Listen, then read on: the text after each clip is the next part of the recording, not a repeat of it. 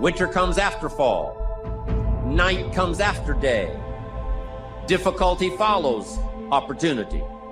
Recession always comes after expansion. It's been the rhythm of life for the last 6,000 years of recorded history. So the winters are going to come. The winter of sickness, the winter of disappointment, the winter of devastation, social winters, economic winters, personal winters when your heart is smashed in 1,000 pieces and the nights are unusually long. It's simply called wintertime. But the winters are inevitable. So it has been for the last 6,500 years recorded history. You say, well, Mr. Rohn, what can I do about the winters of life? That as you go through the challenges of life and you look at it and embrace whatever comes to you, don't run from it. Step toward it. Don't try and duck it like most people do. See, most people want it easy.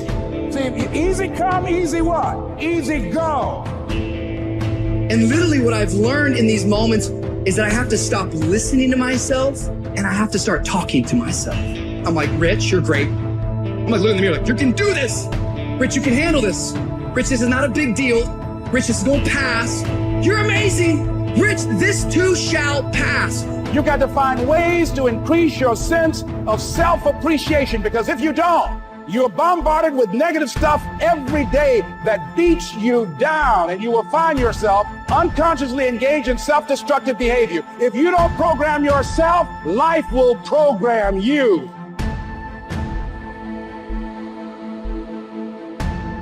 There's two sides of pain. There's one side of pain that's the suffering and the discomfort side of pain. But then there's another side of pain that's called effort. It's called glory. And if you never tap into it, it's because the first time you felt that you backed off. The first time you felt, that burn. The first time you felt that it's too much.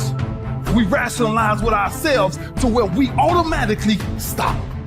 That's why a bunch of us give up so much in life so quickly.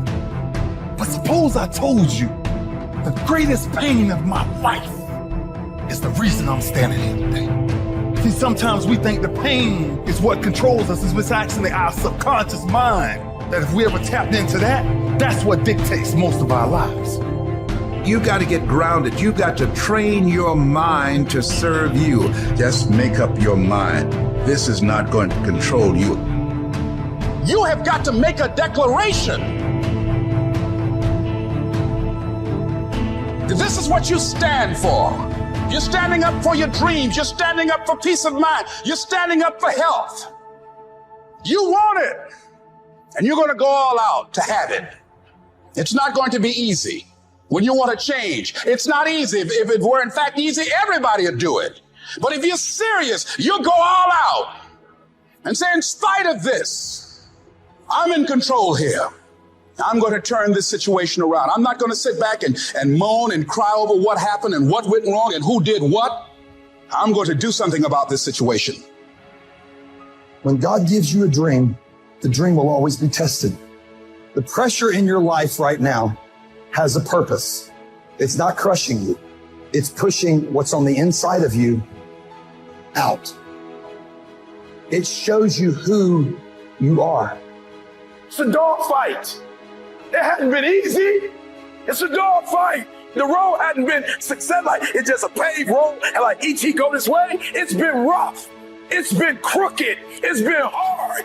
But I've made up in my mind that I will get a reward for the pain that I go through. I will not stop in the middle of the process. I will not be defeated. I will not be destroyed. I will take everything that happens in my life and I will allow the pain to push me to greatness. You will not break me. You will not stop me.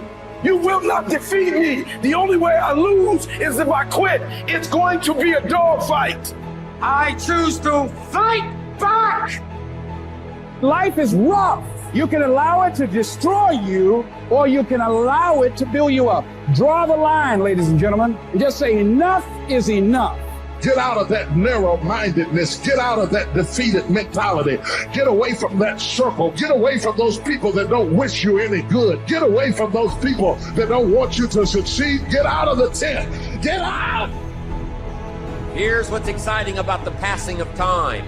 It takes you through whatever you're experiencing at the moment.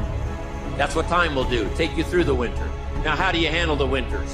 Make this little note. You can get better, and you can get stronger, and you can get wiser. There's no winter that you can't overcome. There's no winter that you can't figure out how to survive. You must look out for your enemies. And believe me, we're going to have some. There's going to be political enemies. There's going to be social enemies. There's going to be people that'll be envious. They will not be your friends. How you gonna show power if you're not up under attack? How you gonna show resistance if something's not trying to pull you over? Resist, resist. Stop being neutral and stop being indifferent. Resist. Take a stand and resist. And each battle brings you to another level. I thank God for the stuff I had to fight. I don't know that I've spent a day in my life thanking God for my car. I appreciate the car, but just be walking around the house thanking God, ooh, thank you for the Mercedes, thank you for that, thank you for the Bentley.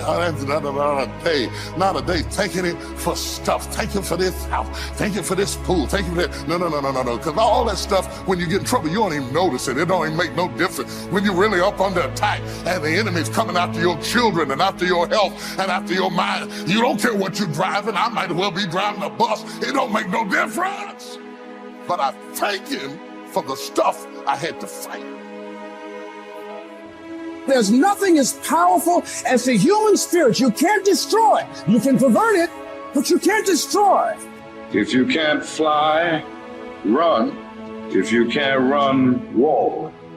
If you can't walk, crawl. But by all means, keep moving. One of the major things Shove taught me when I met him, he said, poor thinking habits keeps most people poor. Not poor working habits. Most people work hard, but they don't think hard. And Shove taught me that the mind is like a factory, a mental factory. And whatever you think about all day long pours ingredients into this mental factory. And that's what builds the economic, social, financial fabric of your life. He quoted me a Bible phrase that says, as you think, so you become. How awesome. When he talked about poor thinking habits, he had me. I used to start the day reading the morning newspaper. I mean, you can believe that or not. I'd get a cup of coffee and read the paper. I'd load up on wars and riots and murders and stabbings and killings and bank robberies and muggings and car wrecks and tragedies. I'd even read the back pages. I seem to like that stuff for some weird reason. I'd load up on all that, and then I'd start the day. You can imagine the kind of days I used to have. The guy says, I want to be a great leader. Wonderful. The first thing we do is follow him to his house. When we get there, we walk in and check his library, number one. Somebody says, well, why check his library? The reason is because what a man reads pours massive ingredients into his mental factory, and the fabric of his life is built from those ingredients. You would not believe what some people have got in their house to read. You would not believe. One of the best dressed up words I know for a lot of it is trash. Can you imagine dumping a barrel of trash into this mental factory every day and coming out with a rich, dynamic, positive life? It can't be done. You might as well try making a cake with cement. The kids back in Danbury, Connecticut, high school, they're asking me questions one day. I'm talking to the kids. Kids got good questions these days. One of them said to me, Mr. Rohn, how do you build the good life? I said, it's simple. It's not easy, but it's simple. Here's how you build anything. Select the right ingredients, keep out the wrong ingredients, and it starts with thought. Everything starts with thought. So you must be wise and careful what you think about, because that starts everything. You got to be wise and careful. I asked the kids, what would happen if somebody dropped sugar in my coffee? They said, will you be okay? I said, what if somebody dropped strychnine in my coffee? They said, well, you'd be dead. I said, correct. Lesson 1. Life is both sugar and strychnine. You gotta be careful. I said, what if my worst enemy drops in the sugar? They said, will you be okay? I said, what if my best friend, even by accident, drops in the strychnine? They said, well, you'd be dead. I said, correct. Lesson 2, watch your coffee.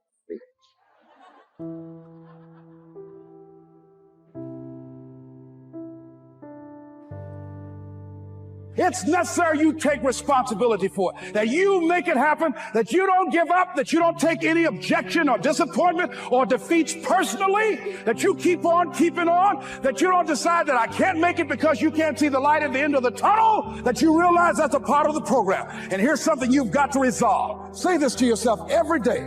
See, as long as you're breathing, you got a shot at your dream. That's the way I resolve. Say this, please. It's not over until I win. Not over till I get through. Not over till I get over. Not over till I get what I want. Door can't open today, look out. I'm gonna come back and take the hinges off. You've got to have that kind of courage, that type of determination. If you want to make it happen, it's you. That you've got to take personal responsibility to make it happen. I'm asking you to stand at the door. I'm asking you, whatever threatens you, threaten it back. Whatever pushes against you, push it back. Whatever wants to overwhelm you like a father, stand up, take control, and do battle with your enemies wherever you find them. Now here's one more. We must also deal with the enemies within ourselves. Some of the enemies are a lot closer than that. They are within. And I want to give you a list of some of the things to watch out for when you get back home, called enemies within yourself. Here's the first one, indifference. Whatever you do, practice not being casual. You've got to shake off sometimes the lethargy that would say, oh, well, maybe it's not going to work for me. Don't be casual. Casualness creates casualties. You've got to deal with it. Indecision is called the thief of opportunity. Make decisions even if it's a wrong decision. Do the very best you can, make a decision and go with it. If it doesn't work out because it was a wrong decision, I'm telling you, that gives you experience now to make a better decision. Here's the next one, doubt. We've all got to deal with the enemy of doubt. Cynicism has a unique way of crowding in on all of us. Being cynical about society, being cynical about the past, cynical about the future. I'm asking you, don't let that disease grab you by the throat and ruin your chances to do well. Yes, it's easy to doubt that it can happen. It's easy to doubt. We've all got fears that want to crowd in. And here's one of the worst ones of all, and that is to doubt yourself. Don't doubt your own ability. Don't doubt your own strength. You can make it through. Next is worry. I mean, you got to worry some. But here's the clue. Don't let it conquer you. Mark this down. Let worry alarm you, but don't let it conquer you. We all need to be concerned. We all need to be concerned. If there's enemies around, we need to be concerned. If it isn't going well, yes, we need to be concerned. But I'm asking you to let it concern, let it touch you, let it alarm you, but don't let it conquer you. Take all of the worries you've got and try to drive them into the smallest corner you can possibly find. So whatever your enemies are here, drive them into a small corner. Here's the next one. Over caution. Hey, in the spring, if you're too cautious, you never will plant the seed. If you're too cautious, you won't take the chance. If you're too cautious, you won't step out front. Make this note. You got to take a chance. Drive your tendency to be too cautious. Drive it into a small corner. Yes, you can't be gullible. No, you can't go for everything. Yes, you've got to be careful. Yes, but don't be so cautious that it paralyzes you. Don't be so cautious that it restricts your chance to do better. See if you can't conquer that. Here's the next one, pessimism. Yes, there's the dark side. Yes, there's the problem side. Yes, there's the difficult side. But I'm telling you, it's not the only side. Yes, the glass is half empty, but it's also half full. Yes, there's the dark side, but there's the light side. Yes, the night comes, but so does the day. I'm telling you, don't be afraid of both sides, opportunity and difficulty, chance and danger. Learn how to handle it all. Now here's the last one. You've got to deal with it. I have to deal with it. We all have to deal with it. And that's complaining. Yes, there's room for a legitimate complaint. But here's what I'm asking you. Don't let complaining master your life. If you become a chronic complainer, I'm telling you, nobody wants to be around you. Chronic complainer. I wouldn't want you for a business partner. Don't let complaining conquer your life. Don't become a victim of yourself. Repeat after me, please, with power and conviction. Say, it's possible. That's all I want you to do when you look at your dream. Just say to yourself every day, it's possible. Just say that every day to yourself, it's possible. Because what does that do? See, it begins to change your belief system. See, the way in which we operate, ladies and gentlemen, it's a manifestation of what we believe, what's possible for us. Whatever you've done up to this point, all that it really is a duplication, it's a reproduction of what you believe subconsciously that you deserve and what's possible for your life. You got to be careful. See, it doesn't matter who hands you the bad stuff. It doesn't matter where you get the bad stuff. It'll still do its damage on your bank account, wherever you get it. Mr. Schoaf gave me one of the greatest phrases when I first met him when he said, Jim, every day stand guard at the door of your mind.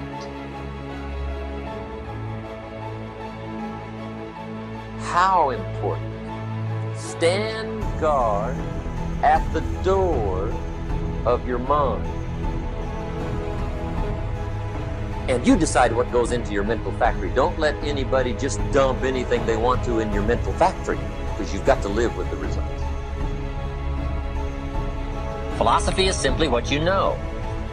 Now, to correct a couple of old cliches, what you don't know will hurt you. And to correct another one, ignorance is not bliss. Boy, it's so important to have the correct philosophy. It's so important to know.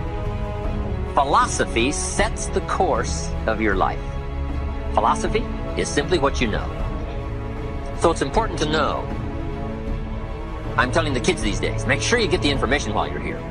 I'm talking to the Newport Harbor high school kids in some lectures last year and this year. And my encouragement is, make sure you get all the information while you're here. I know it's laborious. I know it isn't easy to read the books and take the classes and try to get good grades. But hey, while you're here, gather it all up. The book you miss will make a difference. Right? The information you don't get will make a difference in the legacy of your equities over the next few months, the next few years. So philosophy, this is where it all begins. Now, I've divided philosophy into three parts. One is basic, starting out philosophy. The baby starts processing information right away. Cold is bad, warm is good, hungry is awful, food is terrific. The baby starts reacting and processing information and having certain reactions to it. So our philosophy starts early, gathering information and reacting to it. Next is expanded philosophy. At least enough philosophy to be gainfully employed and offer a value to society and find your place in the marketplace. You know, be a reasonable, decent human being. Expanded philosophy. But now how do you become wealthy and powerful and sophisticated, influential and unique? Simple word, refined philosophy. The refinement of philosophy. The extra studies and the extra books and the extra classes and the extra thinking, the extra pondering, the extra give and take of testing ideas and debate and discussion. That's where the extra life comes from, is in the dimensions of refined philosophy, the extra thinking. And these are the steps of intellectual discovery that a lot of people just don't want to take, or they're too busy to take it, or it presents itself in too strong and tough a manner, these extra skills. But I'm telling you, once you start engaging in these extra skills, You won't ever want to go back. This new intellectual discovery is where the wealth is. It's where the happiness is, the good life, influence, power. Refinement of philosophy. Now, our philosophy comes from a lot of places. Let me give it to you. Number one, from teaching, the influence of others, from the books we read, from the classes we take. And you might underline the word influence. This is where a big share of our philosophy comes from. Influence. In another series, we asked 3 major questions. Who am I around? That's called big questions. Some questions are little and some are big. This is a big one. Who am I around? Question number 2, what are they doing to me? This is called major. This is called big. Where have they got me going? What have they got me reading? What have they got me thinking? What have they got me saying? And the big biggie, what have they got me becoming? Influence plays a major role in the development of our philosophy. How we think, how we speak, the formulation of ideas, the things we weigh concerning values. All of this is so important. What we know, the mind, thinking, processing ideas and information. Ideas are simply information taking form. Now, we do something very important with what we know. We weigh it.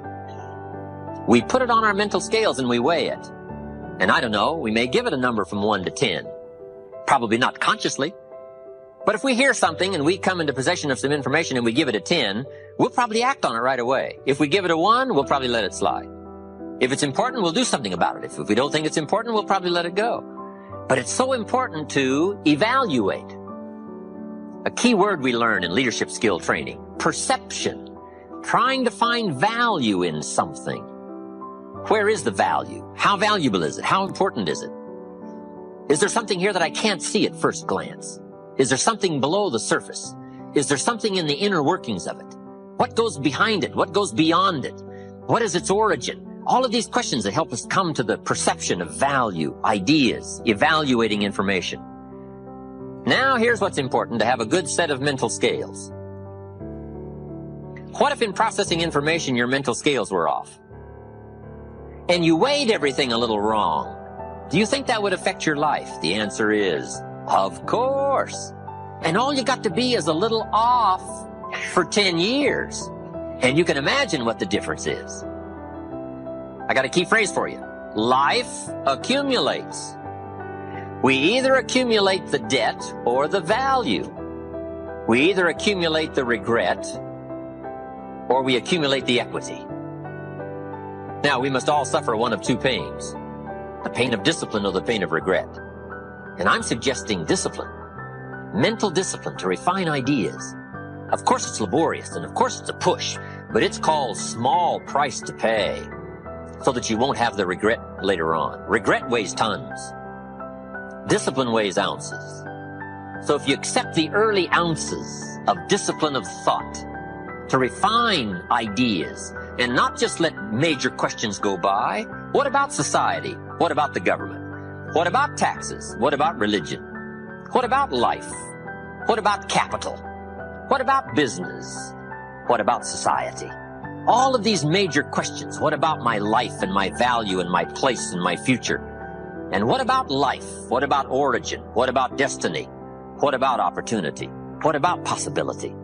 All of these major questions, to let them go casually by is to miss the treasures that your life could accumulate into in the coming months, the coming years. So this is called major. What we ponder and what we think about sets the course of our life.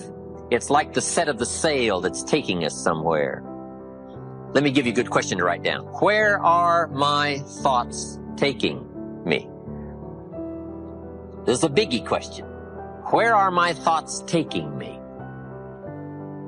These are some of the things you want to make sure of. You might be able to be casual about some things, but here's some things not to be casual about. My philosophy is taking me somewhere. Big question, where? Hi, welcome back to Mind Control. No one should put this many hours into work. This is not good. People should not work this hard. They should not do this. This is very painful. Painful in what sense? It hurts my brain and my heart. So this is not recommended for anyone. I just did it because if I didn't do it, then Tesla, good chance Tesla would die. When my brother and I were starting our first company, instead of getting an apartment, we just rented a small office and we slept on the couch. And we showered at the YMCA, and we're so hot up we had just one computer. So the website was up during the day, and I was coding at night, 7 days a week, all the time. And I sort of briefly had a girlfriend in that period, and in order to be with me, she had to sleep in the office. So work hard, like every waking hour. That's the thing I would say particularly if you're starting a company. And I mean, if you do simple math, you say like, okay, if somebody else is working 50 hours and you're working 100, you'll get twice as much done in the course of a year as the other company. I mean, Tesla really faced a severe threat of death due to the Model 3 production ramp. Essentially, the company was bleeding money like crazy, and just if we didn't solve these problems in a very short period of time, we would die. And it was extremely difficult to solve them. How close to death did you come? Within single-digit weeks. 22 hours a day, or like what? How many hours? Just working, so 7 days a week, sleeping in the factory. I worked in the paint shop, general assembly, body shop. Do you ever worry about yourself imploding? Like it's just too much? Absolutely. If you're creating a company or if you're joining a company, the most important thing is to attract great people. So either join a group that's amazing, that you really respect, or if you're building a company, you've got to gather great people. I mean, all a company is a group of people that have gathered together to create a product or service. And so depending upon how talented and hardworking that group is, and the degree to which they are focused cohesively in a good direction, that will determine the success of the company. So do everything you can to gather great people if you're creating a company. It's good to think in terms of the physics approach, the first principles, which is, rather than reasoning by analogy, you boil things down to the most fundamental truths you can imagine, and you reason up from there. And this is a good way to figure out if something really makes sense, or if it's just what everybody else is doing. It's hard to think that way. You can't think that way about everything. It takes a lot of effort. But if you're trying to do something new, it's the best way to think.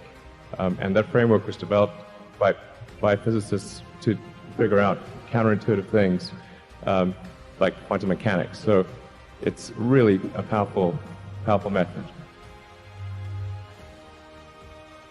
It's just you have to apply a lot of hours to actually working. So the way I generally do it is I'll be working at SpaceX on Monday, and then Monday night fly to Bay Area, then Tuesday and Wednesday in the Bay Area, then at Tesla, and then fly back on Wednesday night, spend Thursday and Friday at SpaceX. In the last several months, then I would fly back here on a Saturday and either spend Saturday and Sunday at Tesla or spend Saturday at Tesla and Sunday at SpaceX. Just showing up is half the battle. Just, you got to try hard to do it, and don't be afraid of failure. You also need to be rooted in reality. So you shouldn't, it's easy to get high in your own supply. You've got to not be afraid to innovate, but also don't delude yourself into thinking something's working when it's not. Or you're going to get fixated on a bad solution. Don't be afraid of new arenas. You can get a book, you can learn something, and experiment with your hands, and just make it happen. Find a way or make a way to get something done. But I think people can choose to be not ordinary. They can choose to not necessarily conform to the conventions that were taught to them by their parents. So yes, I think it's possible for ordinary people to choose to be extraordinary. If somebody is doing something that is useful to the rest of society, I think that's a good thing. Like, it doesn't have to change the world. Like, if you're doing something that has high value to people, if it has a small amount of good for a large number of people, I think that's fine. Like, stuff doesn't need to be changed the world just to be good. Being focused on something that you're confident will have high value to someone else, and just being really rigorous in making that assessment, because people tend to, a natural human tendency is wishful thinking. So a challenge for entrepreneurs is to say, well, what's the difference between really believing in your ideals and sticking to them versus pursuing some unrealistic dream that doesn't actually have merit? And that is a really difficult thing to tell. Can you tell the difference between those two things? Right. You know? So you need to be sort of very rigorous in your self-analysis. I think certainly extremely tenacious, and then just work like hell. I mean, you just have to put in, 80 to 100 hour weeks every week. But all those things improve the odds of success. Okay. I mean, if other people are putting in 40-hour work weeks and you're putting in 100-hour work weeks, then even if you're doing the same thing, you know that in 1 year you will achieve what they achieve. You will achieve in 4 months what it takes them a year to achieve. You construct this like there's this great holy grail potential in the future. You have to stay grounded in the short term. So because if you don't do things that pay the bills, you're not going to achieve the ultimate long-term objective. But it's nice to have that sort of holy grail long-term potential out there as an inspiration for coming to work. It's really a mindset. You have to decide we're going to try to do things differently. Well, provided that they're better. You shouldn't do things differently just because they're different. They need to be different and better. But I think you just have to sort of decide. Let's think beyond the normal stuff and have an environment where that sort of thinking is encouraged and rewarded, and where it's okay to fail as well. Because when you try new things, you try this idea, that idea, well, a large number of them are not going to work, and that has to be okay. If every time somebody comes up with an idea, it has to be successful, you're not going to get people coming up with ideas. You had that third failure in a row. Did you think, I need to pack this in? Never. Why not? I don't ever give up. I mean, I'd have to be dead or completely incapacitated. You can write everything down if you want to. Be brave enough to write every one of your goals down. But I'm going to tell you something. Life's going to hit you in your mouth, and you got to do me a huge favor. Your why has to be greater than that knockout. And I love it. Buster Douglas got knocked out. Nobody ever got knocked out by Mike Tyson and ever got back up. It was almost a 10 count. He was stumbling. 4, 3, 2, 1. Ding, ding, ding. Saved by the bell. He goes to his corner. The whole world is like, oh, that's it. Once he comes back out, that's it. Mike's going to just hammer him. And exactly that. Mike Tyson came out like, I got him. I got this kid up against the rope. Listen to me, many of you right now, life's got you up against the rope. You can't give up. You can't give in. Listen to me, if it was easy, everybody would do it. And if life's got you backed up, I need you to do what Buster Douglas did. Buster Douglas started fighting back. World was shocked. Goliath has been knocked down. What happened? And they went to Buster Douglas and they asked Buster Douglas simply like, what happened? And Buster Douglas said, listen to me, it's real simple. Before my mother died, she told the whole world that I was going to beat Mike Tyson. And 2 days before the fight, my mother died. Buster Douglas had a decision to make. When his mother died, he could die with his mother, or he made a decision, I can wake up and I can live for mom. Your why is going to push you when you can't push yourself. Because some days you're going to say, I don't want to get up. But that why is going to say, push yourself. Get up. Your mama needs you. Your daddy needs you. Your children need you. Get up. When you want to quit and give up, your why is going to give you that lift that you need to get to the next level. Your why. And when that thing tells you to quit, you look at it in his eye and say, I ain't going nowhere. I will break you before you break me. You've been through so much hell. You don't quit now. It's the 10th round. You got 2 more to go. And when you get to success, it's not about skill. When you get to a certain level of success, it's about stamina. It's about you won't break me. You can't take me. I fought too long. I fought too hard. I'm unbreakable now. Everybody can stand up and do good when everything is all good. Everybody can smile when the sun shines. Everybody can do right when everything is going right. Everybody can do that. But everybody can't face opposition, adversity, and challenges and say, I've been waiting on you to come. I'm going to embrace you, and I'm going to figure out a way to use you because you will never turn me into a different person. You will never make me a person that people don't recognize before the adversity. When life knocks your butt down, I need you to get back up and I need you to go heavy on it. When uncertainty creeps in, I need you to get up and get right back on the thing that knocked you off, and I need you to go heavy on it. When something doesn't turn out the way you want it to turn out, I need you to attack the very thing that didn't turn out the way that you wanted to turn out, and I need you to go heavy on it. It's never about the competitors. It's about what we possess and what we do. Learn to be your own booster. Start building yourself up. Start encouraging yourself. Start saying, I can do this. I can make this happen. When I start trying to convince myself I can be a businessman after flopping and failing and losing thousands of dollars and feeling stupid and dumb, I had to talk to myself because people were saying to me that I was dumb. I had to say, no, Les. Hey, come on, man, get yourself together. You can handle this. You just haven't figured it out yet. It's all right. This is your training period. This is the tuition you have to pay for what you don't know. You got to say yes to your life. You've got to say yes. Yes to my dreams. Yes to me. I can make it. Yes, I can. Doesn't matter how many failures I've made. Doesn't matter how many mistakes I've endured. Doesn't matter about my defeats. Doesn't matter about what I've done. Yes. I don't care about the fact I'm in a hole now. Doesn't matter about where I am. The last chapter to my life has not been written yet. If you judge me now, you'll judge me prematurely. I'm still in the process of transforming my life. I'm still in the process of becoming. Yes. I'm here to talk about success. The first rule of success is to have a vision.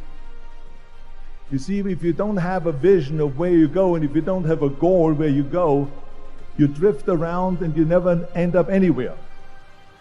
I mean, as you know, I was born in 1947 in Austria after the Second World War. So I was very fortunate that I stumbled on my vision. And I didn't really like Austria when I grew up. I couldn't wait to get out of there. I couldn't see myself becoming a farmer or a worker in a factory or anything like that. Even though my parents wanted me to stay there and have a normal life. But that was their vision, not mine. My vision was totally different. I felt that I was born for something special, for something unique, for something big. And then one day I went to school. I remember I was 11 years old. And they showed a documentary about America. There they showed in this documentary the huge skyscrapers, the high-rises, the huge bridges, the 6-lane freeways, and all of this stuff. And I said to myself, that's where I want to be. I don't want to be around here with little farmhouses and these little buildings. I want to be in America. One day after school, I walked by a store in Graz. So I went inside and I looked around, and then I saw a magazine. I saw a bodybuilding magazine that had Reg Park on the cover. Reg Park was then a 3-time Mr. Universe. And I saw him on the big screen as Hercules. I read that and I said to myself, wow, this is the blueprint for my life. This is exactly what I want to do. I want to become a bodybuilding champion just like Reg Park. I want to get into movies just like Reg Park. And I want to make millions of dollars and be rich and famous just like Reg Park. You know how great it felt that I knew where I was going? Imagine the majority of people don't know where they're going. I knew where I was going, that I'm going to become this bodybuilding champion just like him. So it was just a question of how do you do it? I was so relieved because when you have a goal, when you have a vision, everything becomes easy. So people always ask me, when they saw me in the gym in the pumping iron days, they say, why is it that you're working out so hard? 5 hours a day, 6 hours a day, and you have always a smile on your face. And I told people all the time, I said, because to me, I'm shooting for a goal. In front of me is the Mr. Universe title. So every rep that I do gets me closer to accomplishing that goal, to make this goal, this vision turn into reality. Every single set that I do, every repetition, every weight that I lift will get me a step closer to turn this goal into reality. So I couldn't wait to do another 500-pound squat. I couldn't wait to do another 500-pound bench press. I couldn't wait to do another 2,000 reps of sit-ups. I couldn't wait for the next exercise. At the age of 20, I went to London and I won the Mr. Universe contest as the youngest Mr. Universe ever. And it was because I had a goal. So let me tell you something, visualizing your goal and going after it makes it fun. You got to have a purpose no matter what you do in life. You got to have a purpose. 74% hate their job in America. Now, there is not much different when you come to Europe. The majority of people don't like what they're doing because they're really not doing it because they didn't have a goal and they followed this goal. They just aimlessly drift around and then all of a sudden there's a job opening, so they get that job because you have to work. But then when you work, it's a chore. It's work. It's not fun. So if you think about only a quarter of the people really enjoy what they're doing in life. That is unbelievable if you think about it. So I felt so blessed that I knew what I was doing. It's like a medical student that studies and knows he wants to become a doctor. You know where to go. And the same thing is also in politics. I remember that in politics, I had a very clear vision that I will be the leader of California. That's as far as I could go because I was not born in America, so I could not run for president. So being the governor of the fifth largest state, I should say the largest state, the fifth largest economy in the world, was for me really the ultimate title, the ultimate accomplishment in politics. So even though people came up to me and says, why don't you go and run for something smaller, you're never gonna make it. I ran for governor and then 2 months later I became governor of the state of California. Again, because I had a very clear vision what I'm gonna do with California. So that's rule number one, have a vision. Rule number two is, don't listen to the naysayers. Don't listen to the naysayers.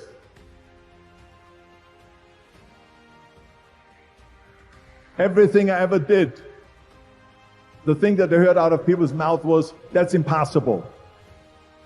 That can't be done. Or no. That is exactly what I heard, and of course I proved to the people that it can't be done. So whenever someone said to me, it can't be done, I heard, it can be done. When they said no, I heard yes. And when they said it's impossible, I heard it is possible. I'm a strong believer of what Nelson Mandela said, that everything is always impossible until someone does it. Well, I'm going to be the one, I said to myself, I'm going to do it and I'm going to show it to them. Maybe it has never been done before. That's perfectly fine with me. But I'm going to do it. And I did not listen to the naysayers. It's all about the hard work that you put in. I said to myself, in bodybuilding, I worked out 5-6 hours a day. I'm going to do the same thing now for acting. And of course, I went to college to study English. I studied the accent removal, acting classes, and all of this stuff, all day long. I worked and I worked and I worked. And within a short period of time, I made one movie called Hercules in New York, which of course went right into the toilet. But it didn't discourage me. I still had the same vision. And then all of a sudden I did Streets of San Francisco. I did Stay Hungry and Pumping Iron and The Villain. And then all of a sudden I was asked by Dino De Laurentiis and the Universal Studio to star in Conan the Barbarian. And after I did Conan the Barbarian, the director at the press conference said to the press, The director was John Milius. He said to the press, if we wouldn't have had Arnold, we would have had to build one. So think about that. The very body that they said can never be sold because the time is wrong. A few years later, I'm doing Conan the Barbarian, and it was the #1 hit at the box office when it came out in the summer of '82. Think about that. And the director says, if we wouldn't have had his body, we would have had to build one. So all of a sudden, my body became an asset, not a liability. And the same thing was with Terminator. After we were finished filming Terminator, Jim Cameron said to the press, if Arnold wouldn't have had that accent and talked like a machine, I think the movie wouldn't have worked. So think about that. The body and the accent that they attacked was an asset. But I didn't listen to those losers. I didn't listen to them at all. It's just the reality of it is that you cannot listen to the naysayers. So this is a very important lesson for all of you. So when someone says, no, this is a stupid idea, you in your mind, you don't have to say it, but in your mind just say to yourself, you asshole. I woke up and I suddenly got it. I understood suddenly how thought was just an illusory thing, and how thought is responsible for, if not all, most of the suffering we experience. And then I suddenly felt like I was looking at these thoughts from another perspective, and I wondered, who is it that's aware that I'm thinking? And suddenly I was thrown into this expansive, amazing feeling of freedom from myself, from my problems. I saw that I was bigger than what I do. I was bigger than my body. I was everything and everyone. Now, fear is going to be a player in your life. You get to decide how much. You can spend your whole life imagining ghosts, worrying about the pathway to the future, but all there will ever be is what's happening here, and the decisions we make in this moment, which are based in either love or fear. So many of us choose our path out of fear disguised as practicality.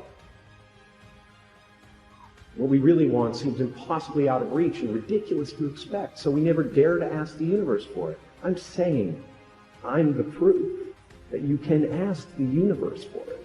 I wrote myself a check for $10 million for acting services rendered, and I gave myself 5 years, or 3 years maybe. And I dated it Thanksgiving 1995. And I put it in my wallet, and I kept it there, and it deteriorated and deteriorated and stuff. But then, just before Thanksgiving 1995, I found out that I was going to make $10 million on, I think it was Dumb and Dumber. It's what's happening right now inside everybody is they're going, who am I? And they're depressed, a lot of people, because they're trying to hold up an image in the world. And that's what depression is. People go like, oh, Jim's been depressed and stuff. Well, yeah, I was depressed when I was trying to be the Wizard of Oz instead of the sweaty guy behind the curtain. But now I know that Oz is a character, and I think that everybody deals with that. Everybody walks around and they go like, why am I depressed? Well, it's because you're trying to be something for the world, and as soon as you let that go, better things happen because they're just happen. But it's not, now it's just sadness. Sadness comes, happiness comes. It's the weather that flies by in the sky. It doesn't sit on you long enough to drown you. Thank you so much for watching till the end. Don't forget to share your thoughts in the comments section. Please also like, subscribe, and share this video with your friends and families. Please watch our other motivational videos. Thank you again.